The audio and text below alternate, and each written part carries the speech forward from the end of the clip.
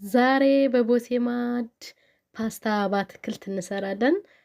በጣም የሚጣፍጥ ነው። እስከ መጨረሻው እዩት፣ ትወዱታላችሁ።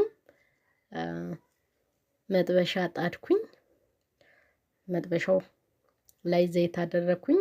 ሲግል ካሮት በዚህ መልኩ የተከተፈ አደረኩኝ።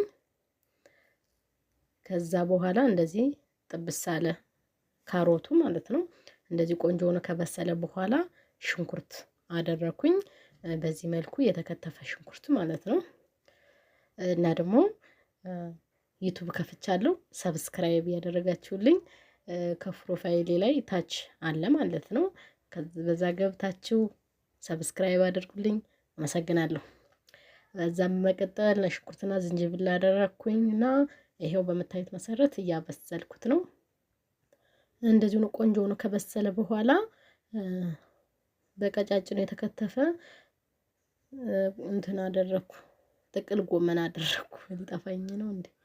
ጥቅል ጎመን አደረኩ። እንደዚህ ጥቅል ጎመኑ ጋር አንድ ላይ በሰለ። ቆንጆ ሆኖ አንድ ላይ እንዲከበሰለ በኋላ ቆስጣና ቲማቲም አደረኩኝ። እንደዚህ ሁሉንም አላደቀኩትም። አንድ አይነት መልክ አድርጌ ነው የከተፍኩት።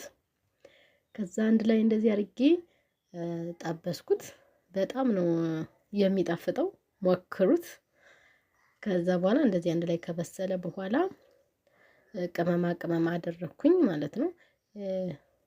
በሶ ብላ አደረኩኝ።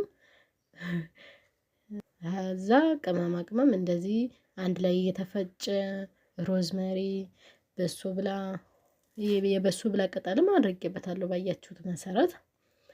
ጨው እና መከለሻ አደረኩኝ።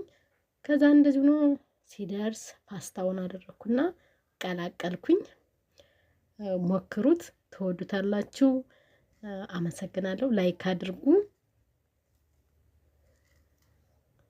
በጣም ነው የሚጣፍጠው።